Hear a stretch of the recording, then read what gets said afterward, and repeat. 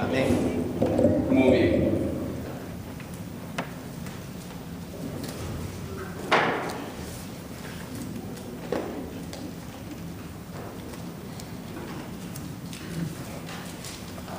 ¿Se acuerda que este domingo que pasó estuve predicando acerca de vistámonos con las armas de la luz? Y hubo varios pasajes que me hubiera gustado compartir el domingo, pero por razones de tiempo no lo hicimos. Pero vamos a ir a la Biblia en 2 de Corintios, capítulo 10, versículos 4 al versículo 5 esta noche. 2 de Corintios, capítulo 10, versículo 4 al versículo 5. Y veamos qué Dios nos dice esta noche a través del apóstol San Pablo. 2 de Corintios, capítulo 10, versículo 5.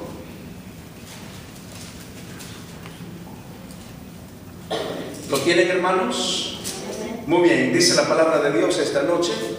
2 de Corintios, capítulo 10, versículo 5. Y veamos qué dice Dios. Versículo 4 y versículo 5. ¿Están conmigo, hermanos? Muy bien.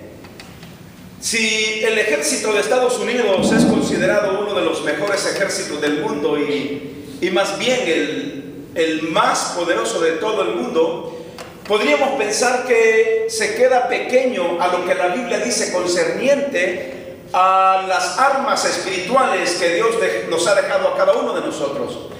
Porque el armamento y todo el equipo que tiene Estados Unidos, Rusia, la China, Japón, por ejemplo, si es que estuvieran haciendo también armamento nuclear en Irán y otros países del mundo, ni aún todo eso junto no se podría comparar con las armas espirituales que son de Dios. Porque todas las armas que hay en el mundo que tienen que ver con armamento secular, como los tanques, solo vea usted el poder que tuvo la bomba atómica en los años 40, en la Segunda Guerra Mundial, cuando... ¿en dónde fue que cayó la bomba atómica? En Hiroshima y Nagasaki. En estos dos lugares en donde incluso todavía hay personas que siguen naciendo desfiguradas por las radiaciones que todavía sigue provocando esta bomba atómica. Pero aún todo eso comparado con las armas de Dios, hermanos, no son absolutamente nada, porque las armas del mundo son para destrucción del hombre para con el hombre. Pero las armas que Dios ha dejado son para destrucción de fuerzas satánicas. Y vean lo que dice la Biblia acá. 2 de Corintios, capítulo 10, versículos 4 y 5. ¿Lo leen conmigo, hermanos? Muy bien, léanlo conmigo. 1, 2, 3. Porque las armas de nuestra milicia no son carnales, sino poderosas en Dios para la destrucción de fortalezas, derribando argumentos y toda altivez que se levanta contra el conocimiento de Dios y llevando cautivo todo pensamiento a la obediencia a Cristo. Una vez más. Porque las armas de nuestra milicia no son carnales, sino poderosas en Dios para la destrucción de fortalezas, derribando argumentos y toda altivez que se levanta contra el conocimiento de Dios y llevando cautivo todo pensamiento a la obediencia a Cristo. Explicaba yo, o más bien trataba de explicar este domingo que pasó por la mañana, que todos, cada uno de nosotros, mis queridos hermanos, estamos en un campo de batalla en que las fuerzas del mal nos atacan masivamente a nosotros los cristianos. Y no solamente a los cristianos, esto tiene que ver con lo que se le conoce en griego como el cosmos, lo que es el mundo, lo que es el universo, y es un ataque a toda persona, no solamente a nosotros como hijos de Dios los cristianos, sino también a todo el mundo. Por eso yo decía el domingo en la mañana, ¿por qué tanta violencia? ¿Por qué a la gente se le meten pensamientos de suicidio? ¿Por qué a la gente se le meten ideas de asesinar y de matar a otras personas?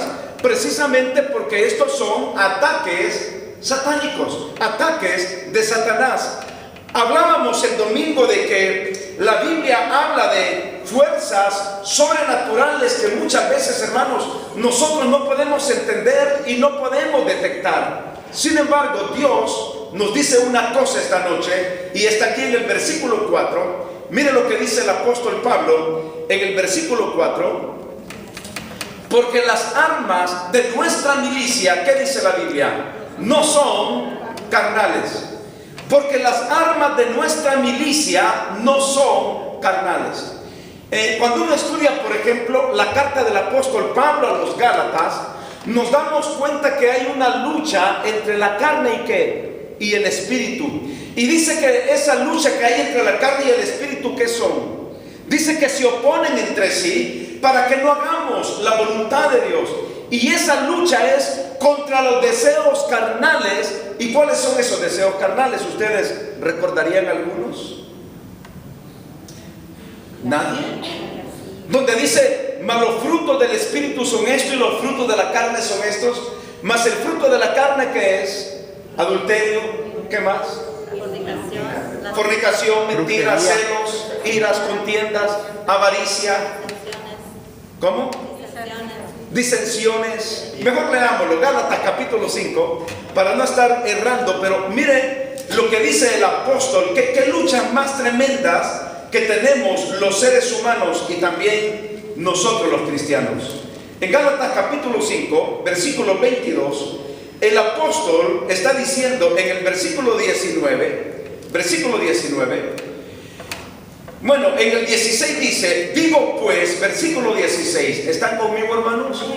Digo pues, andad en el espíritu y no satisfagáis los deseos de la carne, porque el deseo de la carne es ¿contra qué?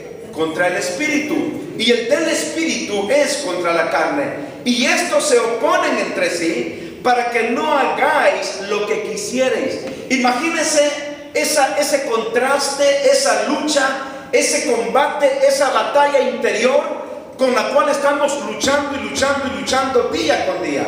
Y ahora dice el apóstol Pablo en el versículo 17, porque el deseo de la carne es contra el espíritu y el del espíritu es contra la carne, y estos se oponen entre sí para que no hagáis lo que quisierais. Versículo 18, pero si sois guiados por el espíritu, no estáis bajo la ley, y manifiestas son las obras de la carne, que son. Y aquí comienza a dar una lista de estos conflictos con los cuales batalla todo ser humano, y nosotros no estamos exentos de esto.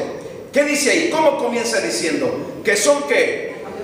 Adulterio, fornicación, inmundicia, lascivia, idolatría, hechicerías, enemistades, pleitos, celos, iras, contiendas, disensiones, herejías, envidias, homicidios, borracheras, orgías y cosas semejantes a estas, acerca de las cuales os amonesto, como ya os lo he dicho antes, que los que practican tales cosas, ¿qué dice la Biblia? No heredarán el reino de los cielos.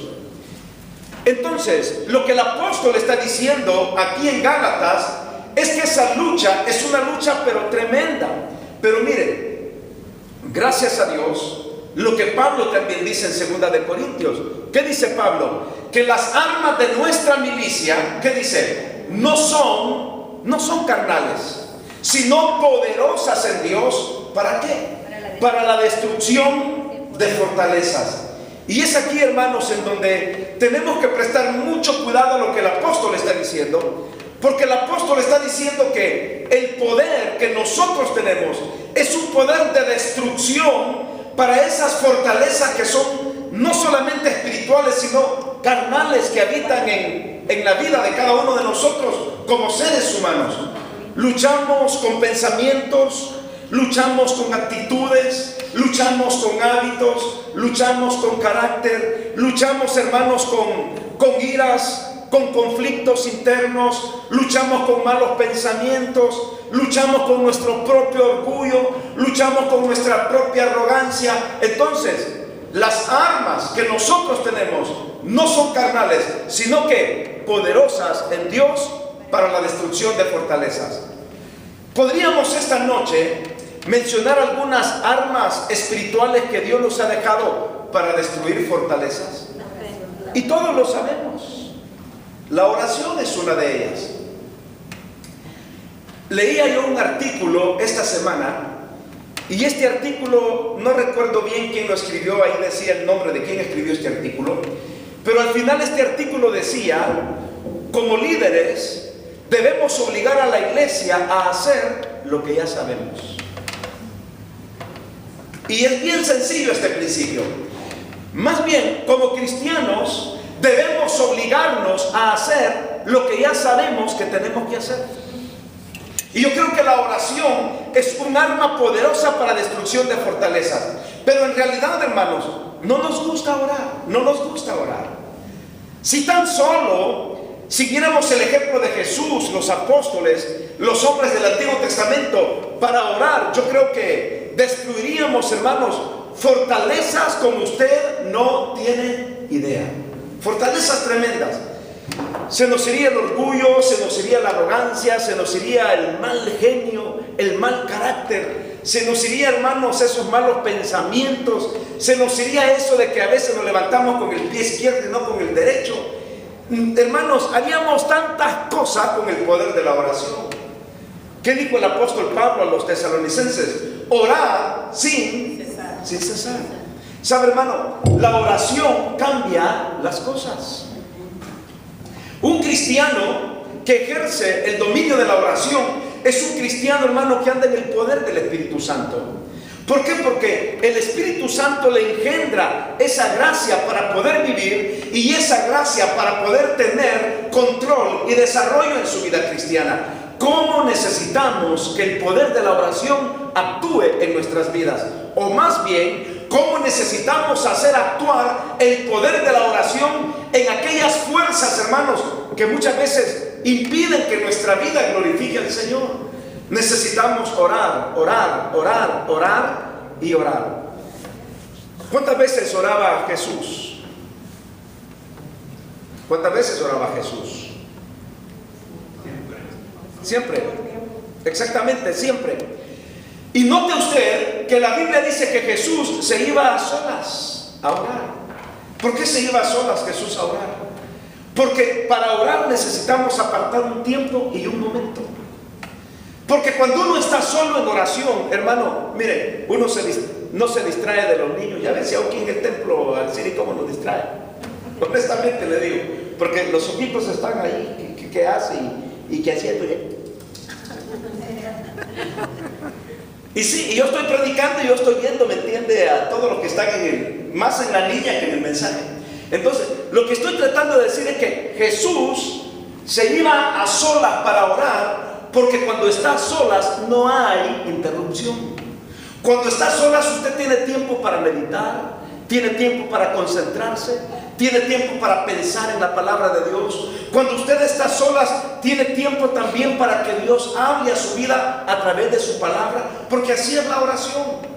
Por eso es que debemos apartar un momento. Y Jesús se iba a solas a orar. Recuerda cuando Jesús estuvo 40 días y 40 noches. Y dice la Biblia que estuvo en ayuno y oración. Mire, Jesús sabía que los ataques satánicos eran reales. Jesús sabía que no luchaba solamente contra cosas, sino que luchaba contra potestades que venían del infierno. Imagínense, si Jesús fue capaz de orar y apartar un momento para orar, ¿cuánto más nosotros que somos tan frágiles y somos tan débiles, hermanos? Necesitamos aprender a orar. Por eso Pablo dice, orar sin cesar. También Pablo en Filipenses dice que vayamos delante de Dios con toda oración y ruego y súplica. Necesitamos orar, necesitamos orar. Hermano, aunque esto es un dicho así un poco raro, yo lo he escuchado en la radio en algún lugar, donde dice, el que no ora, ¿qué pasa con el que no ora? Viene el diablo y se lo devora. Y el que no ayuna, ¿qué pasa? Viene el diablo y se lo desayuna. Y yo sé que son dichos así que uno escucha, ¿no? El que no ora, viene el diablo y se lo devora. El que no ayuna, viene el diablo y se lo desayuna. Y el que no vigila, me lo invento, viene el diablo y se lo aniquila. Bueno, el diablo es tremendo. Por eso necesitamos del poder de la oración. Y cuando yo leí este segmento que decía, hay que obligar a los cristianos a hacer lo que ya sabemos que tenemos que hacer, yo dije, en realidad, esto es para mí, esto es para todos. Todos sabemos que el poder de la oración tiene una gracia suficiente en nuestras vidas. Y es un arma poderosa para destrucción de fortalezas. Una segunda arma, ¿cuál cree usted que podría ser? La palabra.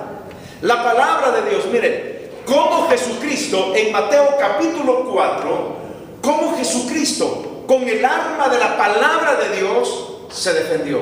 ¿Y qué pasó con Satanás? No pudo con Jesús. ¿Se acuerda cuando Jesús tenía hambre? ¿Y qué le dijo Satanás para tentarlo? Haz que esa piedra se convierta en pan. ¿Y cómo respondía Jesús? Respondía con la palabra, porque escrito está, no solo de pan vivirá el hombre, sino de toda palabra que sale de la boca de Dios. No solo de pan. Y ahí Satanás estaba ¿qué? Provocando al Señor Jesús y tentando, ¿para qué? Para que Jesús cayera y le hiciera caso a Satanás. ¿Se acuerda también cuando Satanás es mentiroso, hermanos? En Mateo 4. ¿Recuerda usted cuando Satanás le dice, mira, tírate? No, le dice, todo esto te daré si postrado me adorares. ¿Usted cree que Satanás es el dueño de todas las cosas? Quisiera. ¿Usted cree que Satanás hizo el universo, hizo la creación? ¿Usted cree que la creación le pertenece? ¿Que los ángeles le pertenecen? ¿Usted cree que nosotros le pertenecemos a Satanás? No, quisiera. Él quisiera. Y todo esto te daré si postrado me adorares. ¿Y qué le dijo el Señor? Escrito está, al Señor tu Dios servirás y a Él solo. Al Señor tu Dios adorarás y a Él solo servirás. ¿Cómo respondió Jesús? Con la palabra. ¿Se imagina usted si Jesús no hubiera estado armado de oración y si no hubiera estado armado de la palabra? Jesucristo, claro, era Dios, pero también era hombre. Probablemente Satanás hubiera hecho con la vida de Jesús lo que él hubiera querido, pero Jesús estaba, hermanos, bien armado y su arma era la oración y la palabra. La oración y la palabra. Donde vayamos, hermanos, llevemos la palabra de Dios. Si usted tiene un carro, lleve la Biblia para en sus momentos de que usted se hace a un lado de la sombra o está descansando, cualquier cosa, usted agarre su palabra y comience a leer la Biblia. Esta semana pasada fui con Saúl aquí a comer a un restaurante aquí cerquita, y resulta de que el muchacho que nos atendió es hijo del dueño del restaurante y es cristiano el muchacho. Y comenzamos a hablar con él y dio la vuelta y dijo, miren, mientras ustedes estaban comiendo y yo no estaba haciendo nada, sacó la Biblia. Una Biblia bien bonita, de esas Biblias que son arcoíris, no sé si las han visto. Biblia arcoíris que tiene, por ejemplo, está coloreado pasajes importantes de la Biblia o versículos en secuencia y están coloreados, y cuando se abre la Biblia se miran muy bonito con diferentes colores. Y nos dijo el muchacho, mientras ustedes comían o mientras estaba aquí desocupado y cabal, él estaba como detrás de la puerta y dijo, miren, esto estaba haciendo yo, leyendo la Biblia. Y Saúl le dice, no, pues tú estabas comiendo la mejor comida, que es la palabra de Dios. Y era verdad. Y yo creo que este muchacho nos da una gran lección a cada uno de nosotros. Cuando no estemos haciendo nada, y en momentos en el trabajo en donde si es permitido hacerlo y nadie te dice nada, tú puedes agarrar la Biblia y armarte de la palabra y asimilar la Biblia y leer la Biblia y memorizar la Biblia. ¿Sabe, hermano? No solamente es importante leerla, es más importante también analizar la Biblia, pero memorizar la palabra de Dios. ¿Cuántos textos usted se ha memorizado de la Biblia? ¿Cuántos cree usted que se ha memorizado de la Biblia?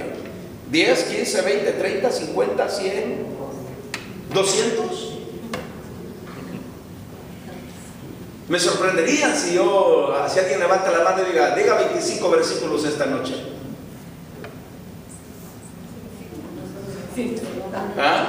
Bueno, aunque sea sin cita, pues.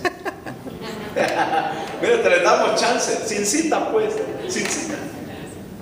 Díganme las 3 novelas de lunes a viernes, desde las 7, 8, 9 y 10. Las del 46, 52 y 34. Qué bueno que aquí nadie ve novelas. Gracias, hermanos. Me da mucho gusto.